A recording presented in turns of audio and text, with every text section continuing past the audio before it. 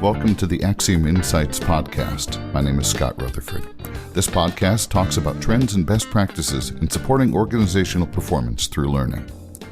In this episode, we're talking about communication, with a focus on how culture and language can create obstacles both to understanding, but also to team cohesion and organizational culture. We'll explore how both language and culture can be obstacles to effective communication, and how both native English speakers and non-native English speakers can help themselves better understand and be better understood by others. My guest for this episode is Lauren Supraner. Lauren is the founder and president of Cal Learning, an intercultural communication training, coaching, and consulting company based in New York. I work with global professionals and help them to communicate clearly, persuasively, and appropriately across cultures. So basically, my motto is kind of clarity of message, clarity of speech, right? The message itself has to be culturally appropriate and people have to understand you speaking. And those are two things that I work on a lot. Primarily, my clients are in pharma, biotech, life sciences, things like that. I got interested in it. It was just a natural progression, really. I had traveled abroad. I lived in Asia for 2 years, and I worked there teaching English and loved it so much. I came back and got a degree in it and worked as a university director, directing programs in it. And I had a real immersion in the language and culture for, my entire career. And then 9/11 happened, and that was a game changer for many reasons. And I just decided that shortly after I would go start my own company. So I would not be separated from my family again, surprise. And it was just one of those leaps of faith, like just set up a desk in your corner of your bedroom and get to work. And that was 2004. So that's how I got here. So I'm interested to explore with you a little bit about the nature of language and culture as they come together around a business context where everyone's speaking business English. Mm-hmm. And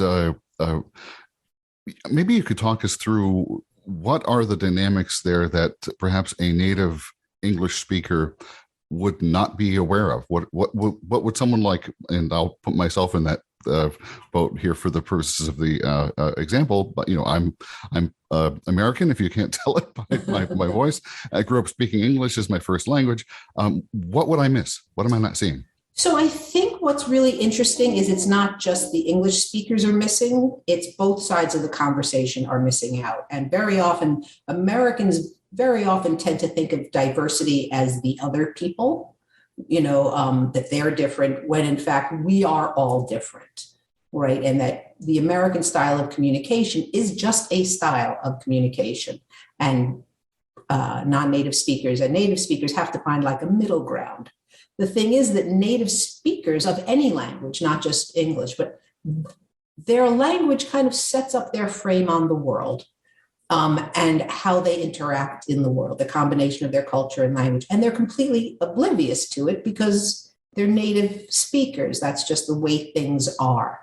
So in business communication, there are two areas that really impact communication, cross-cultural communication. So one is communication itself. They're called language functions, right? So language is like the words and the ways, right? The words are the grammar and the vocabulary and the spelling, and the ways are really the cultural component.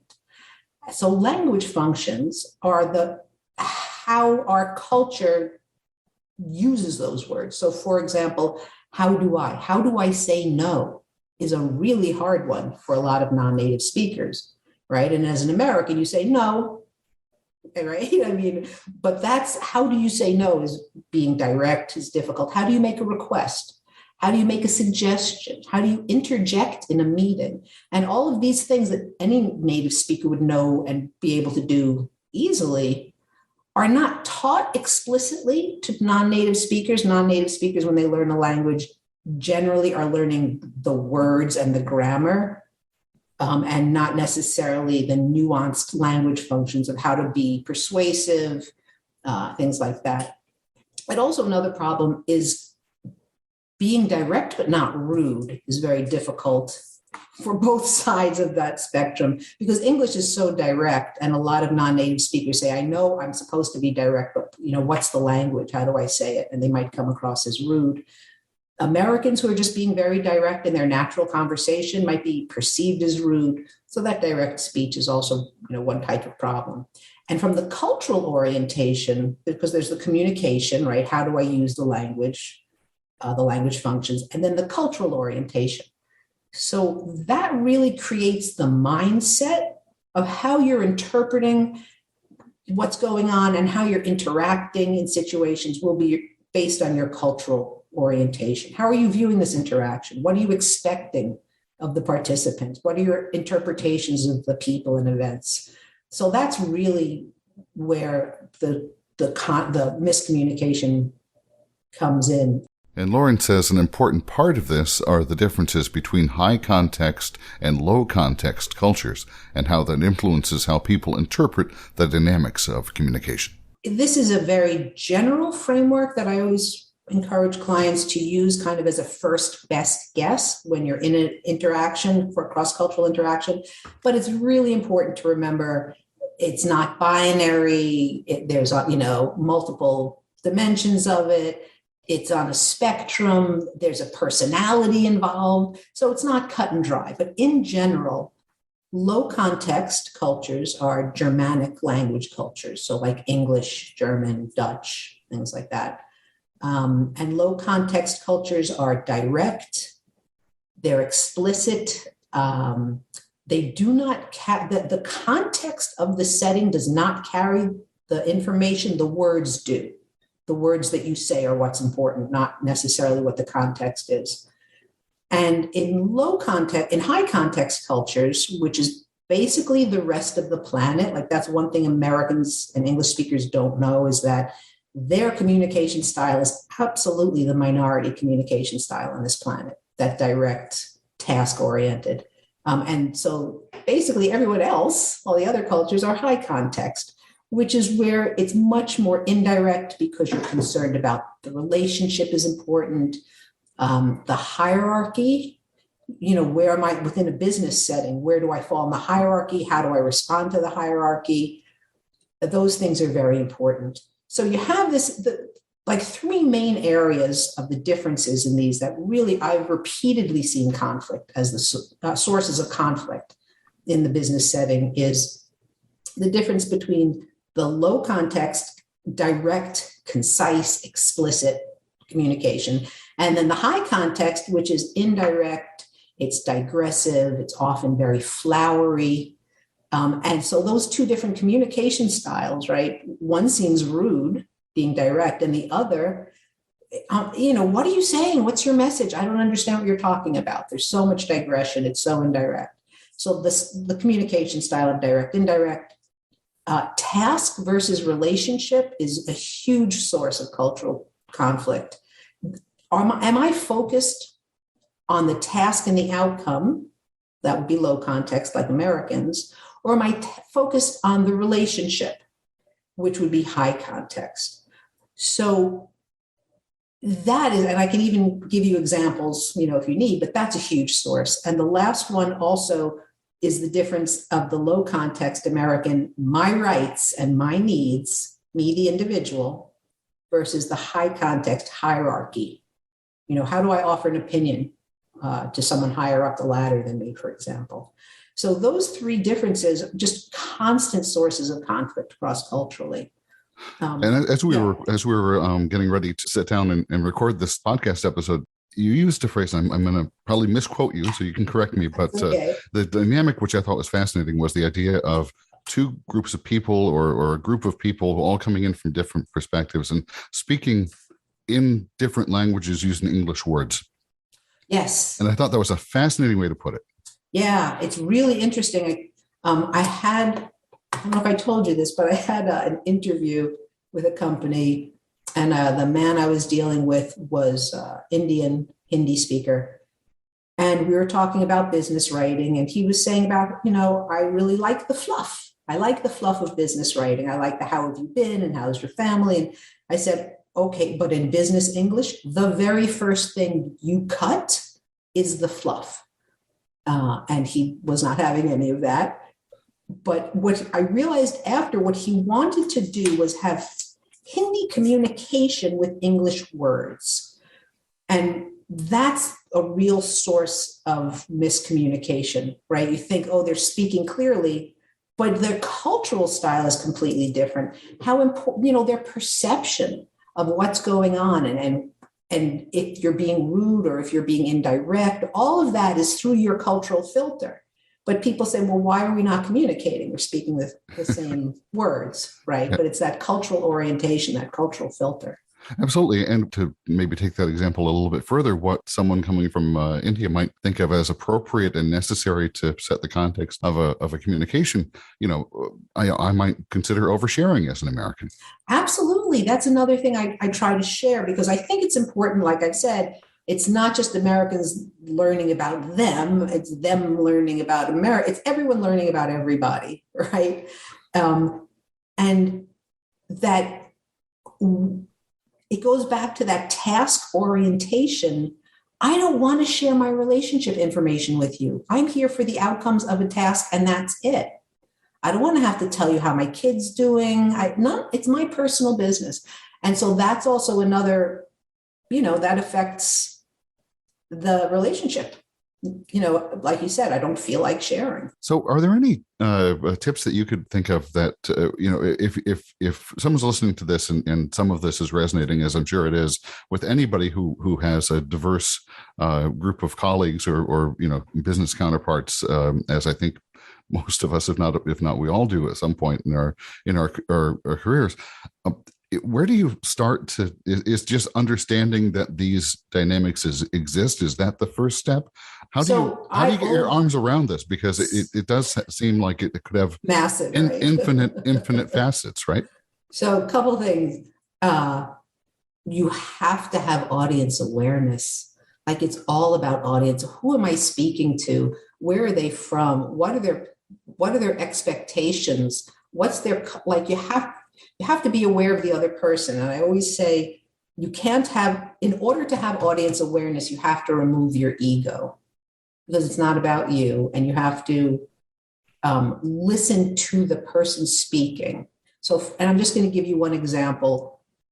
A lot of people have problems with Muslim women who want to wear hijab. Listen to the women who are wearing it and listen to their reasons and understand them from their perspective. It doesn't mean you have to agree. It doesn't mean, but you do have to respect and you do have to listen. And that's like the baseline.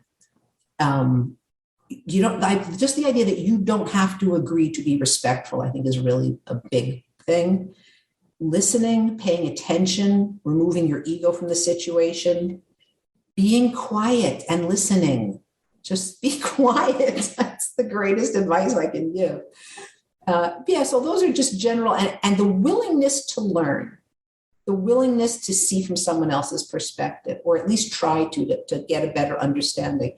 And once someone feels heard, that just changes everything, right? Then they really feel like they belong.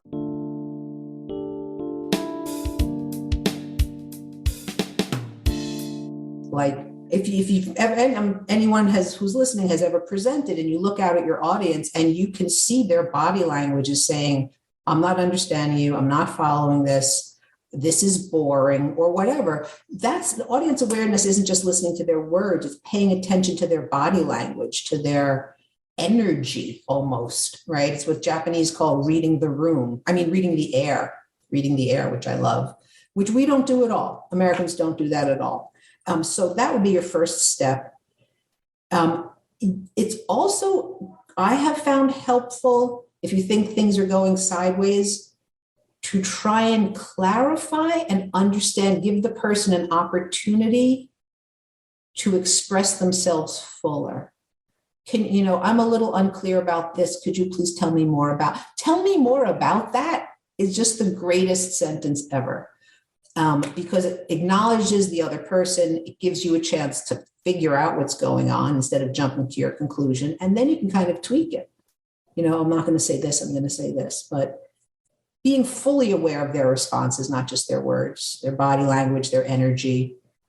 You know, can you tell me more about that? Even things like that would really be helpful. Yeah, tell me more about that, and then listening and reading the air, I think is the phrase you use, which I like. Yeah. So taking the time to absorb what you get back. Right. And also learning. I mean, you have to actively seek to learn about the different cultures. Like that's kind of walking into any general problem that you're saying, you know, we're going sideways, but start looking for, I call them generalizations, which are different than stereotypes. Generalizations are when you're looking for common patterns that you might be able to expect. So you can at least, I call it the first best guess, right? So for example, if I start a communication with someone who's from Latin America, I'm going to guess that there's going to have to be some small talk relationship stuff, and that I'm not going to talk business over lunch. I mean, I'm going to have certain expectations. That's my first best guess. If that person doesn't fit that generalization, then I'm open to learning and changing. But it really helps to be like, oh, okay, you know, my experience is that Canadians will behave this way, and my experience, and that kind of gives you a way of judging how you should react. For example, I know if I'm talking to a Hasidic man, I don't put my hand out for him to shake it because they don't shake hands with women. And so why would I want to make him uncomfortable? Serves no purpose. So even that, just building up an awareness, kind of a filing, keeping a list of, you know, traits that you recognize and can perhaps expect, and how can you be comfortable within that and make them comfortable within that as well. Which is a starting point, I would imagine, and then of course in the moment you respond to how that sort of unfolds, because you know, as you were saying earlier, it really is about everybody meeting in the middle, and so you can have a starting point of how you expect that might go, and then react to how the other person might be trying to adapt to you. Yes. And I mean, this is so basic, I can't believe I have to say it, but so many people don't realize it. The only person you can change is yourself. That's it. Full stop. So if you're waiting for the, you know, shy Asian person to suddenly just start volunteering information in large group settings, you're not going to have as great success as a trainer than if you put them in smaller groups to start, where they're not on display. This has been my experience. Just that type of awareness, and what's the best way to make that person feel comfortable so that the interaction that you want can continue successfully. And so I wanted to ask Lauren more about how this type of training and coaching changes depending on how it's being delivered, whether it's coaching one-on-one, working with a small group, or trying to facilitate broader change within an organization. The one-on-one stuff is very specific to the exact needs of the person I'm coaching. Some of them do a lot of presentations. Some of them don't even, you know, want to work on their clarity of speech because they give so many public speaking events. So there's a variety of things. The group work that I do is very often really foundational. I mean, maybe it's foundational to me because I do this all the time, but it's very eye-opening just to be bringing awareness as kind of a foundation of, oh, okay, you know, your direct speech, how does that translate into business writing? Well, we put the purpose of our email in the very first sentence. Many non-native speakers put it at the very end. So that could be confused, like very specific. How is the language used? I do with groups, like they really need the language to use, what to say, the words, because they understand the ideas. They say every culture training I attend, they say, speak directly. What does that mean? What do I say? And how do I do it? So a lot of very practical language that they can use. And I use a lot of case studies because I find that people relate to them and they're more quick to volunteer an analysis of a case study than to share their own experience, especially if they're in a company and they're talking about their manager, right? And everyone knows who it is. It's very different than a typical experience that everyone shares. So that's kind of helpful for for groups. A lot of it is about cultural awareness, the basic differences, how that affects communication, a lot of self-assessment. Where do you see yourself in all of this is very important. And basic things like, the whole direct, concise, and explicit in speech, in your writing. So that's one part. Another part is also, like I said in the beginning, clarity of message and clarity of speech. There are a lot of non-native speakers who really are just not understandable. And that depends on your job. How important is it to be understandable? So, for example, a bench scientist who's just working with his team has very different needs for clear speech than someone who has a public face for the company. And I could give you one example that I love. I was working with this Chinese team, and they were telling me about a project. Eintuna was their project. And I said, okay, the name of your project is Eins Tuner. It's not, and say that. So they said, look, if everyone on this team wants to call it Eintuna, what difference does it make?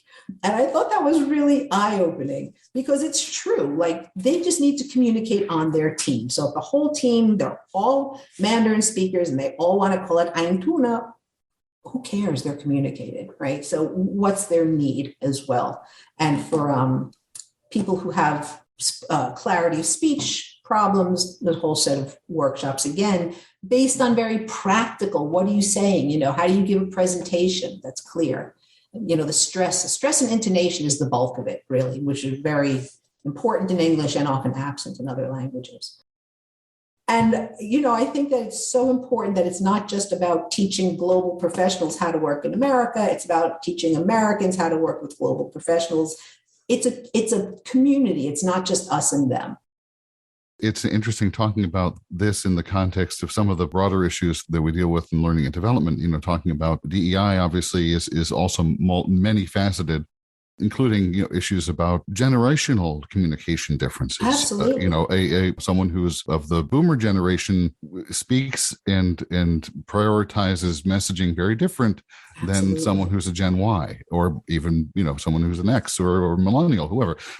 So there are opportunities for meeting others in the middle or understanding the communication styles and preferences, even within a culture among generations, right?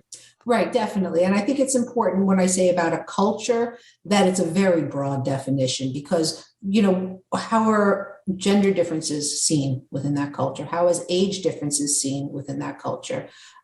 Racial differences, all of those things affect this whole entire way of communicating the language functions that you choose. And of course, as you mentioned earlier, age is one element of standing that's important in Asian cultures, but that can create a conflict with U.S. business cultures where a focus on age is actively discouraged. Right, absolutely. And that plays to what I said, one of the biggest conflict areas is hierarchy. Age absolutely falls under hierarchy. Gender falls under hierarchy. Age falls under hierarchy. Your position in the company, of course, itself on the chain of command is hierarchy. But I have a really great example that I'd like to share about that. I was working with Korean woman. She was young. She was a dynamic go-getter, zooming up the corporate ladder. And she had a Korean man who was a direct report who was 25 years her senior. And if you don't know much about Korean culture, it's very hierarchical and really, really hierarchical.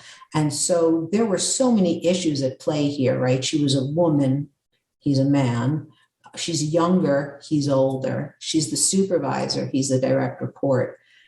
And she had so much difficulty assuming a supervisory role over him in particular. And he had so much trouble showing her respect. It was really an ongoing conflict based, in my opinion, primarily on their cultural orientation of, males and females and age and hierarchy in the company. And so they were in a meeting. She told me that they were in a meeting. She was speaking and he reached over and he snapped his fingers in front of her face. And my jaw almost hit the ground. I said, "What did you do when he did that?" And she said, "Well, I didn't do anything. I didn't want him to lose face." right? Which goes back to that relationship thing that we do not see, that they everything is the relationship. And for us, it's so much more the task. And I said, well, do you realize that you completely lost face in front of your team by not responding to that? Like that stuff has to be called out immediately on the spot. You don't have to, you can say, we'll speak about it later, but you certainly should say to him, do not snap your fingers in my face. And we will just talk about this more later and get back to it. And even though she knew that as a supervisor, the overlay of that age and the gender and the hierarchy, just she couldn't break away from her cultural orientation, which I just found that an amazing example. No, I can imagine in that moment, to be really put on the back foot is going to be very difficult to respond appropriately. Not accepting, that sort of gender dynamic in the workplace is foundational now. Right, absolutely. And one of the things that I recommend, because I've heard repeatedly, and it tends to be the communication that I've seen frequently is a Chinese woman who has a Chinese male supervisor, and she wants to speak in English and he wants to speak in Mandarin. And the language itself is hierarchical versus the language itself emphasizing equality in English. And so I always recommend have your conversations in English because you're allowed to be direct, you're allowed to focus on the task, you're allowed to discuss your personal rights and needs. It changes the whole dynamic. And so, that's kind of not a popular, I don't know if it's a popular opinion, but I always say, and even say to them, I really want to work on, if they keep switching to your native language to assume the upper hand, I really prefer to practice my English in the workplace. I really don't get a lot of opportunities, whatever. But bringing in that whole native language, native culture, then it's very hard to be using a different one.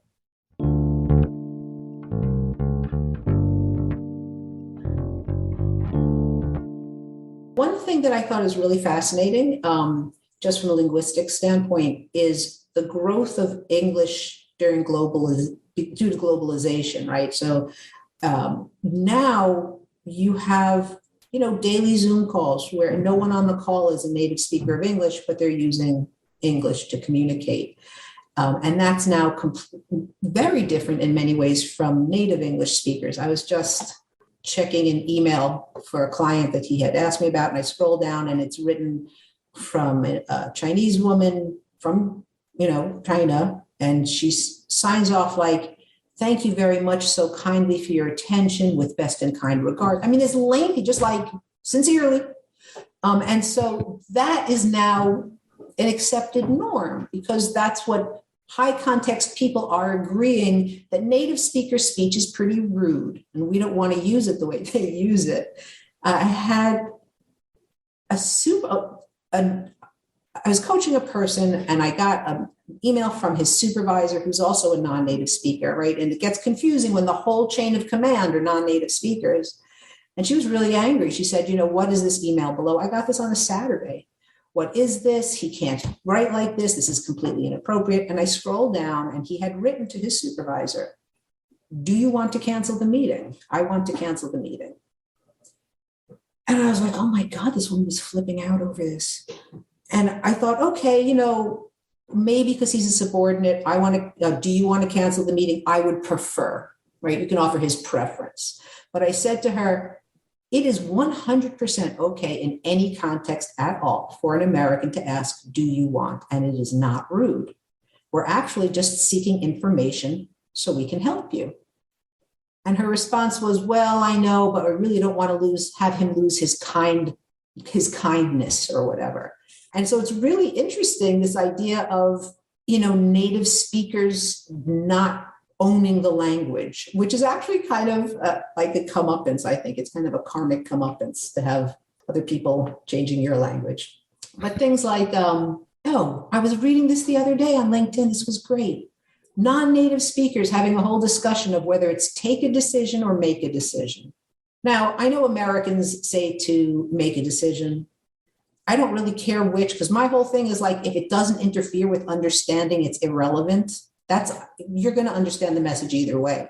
But there was this whole long explanation by non-native speakers who were just 100% sure that you take a decision when it's just your own. No. You make a decision when it's your own, but you take a decision when it's two or more people. And the native speakers are like, what are you all talking about? Right? But everyone's agreeing on it. So I think it's really just fascinating to see. Well, and we don't even agree on that in native English. The American make versus the British take a decision. Right. And it's irrelevant. That's the thing for me. Right. As long as it's understandable, I always say, does the difference make a difference? Really? I do love the dynamic of having a group of people who are trying to operationalize and absorb English as a second language, trying to make sense of some of what, frankly, are the arbitrary and nonsensical rules of the English language. I find that part of me finds that really deeply amusing. I'm so glad I don't have to learn English. I know. Like just phrasal verbs alone. I could build a whole entire life around teaching phrasal verbs. Which would probably be a whole different podcast episode. Yeah, that's right. But just in terms of the native English versus global English, Americans need to learn global English. They do. They can talk native English among themselves. For example, I'm a New Yorker. You don't think I keep my mouth under control every time I interact with my clients? Like I do, because I'm really sarcastic. I'm really witty. I'm really direct. And that just doesn't translate across cultures. That's not going to be perceived for what it's meant. So Americans have to realize that even if we're speaking English, we're speaking to people with a different lens, a different orientation. And you have to adjust your own communication to be better heard by them. My thanks to Lauren Supraner, the founder and president of Cal Learning, a firm that's focused on helping learners develop language skills, cultural competence, and the confidence to participate fully and successfully in a multicultural workplace. Lauren is the author of the book Accent Reduction for Chinese Speakers, which can be found along with numerous other resources on the Cal Learning website, callearning.com. If you have feedback or if you'd like to suggest a topic for a future episode of this podcast, please use the contact link at our website, axiomlearningsolutions.com. And thank you for listening to the Axiom Insights podcast.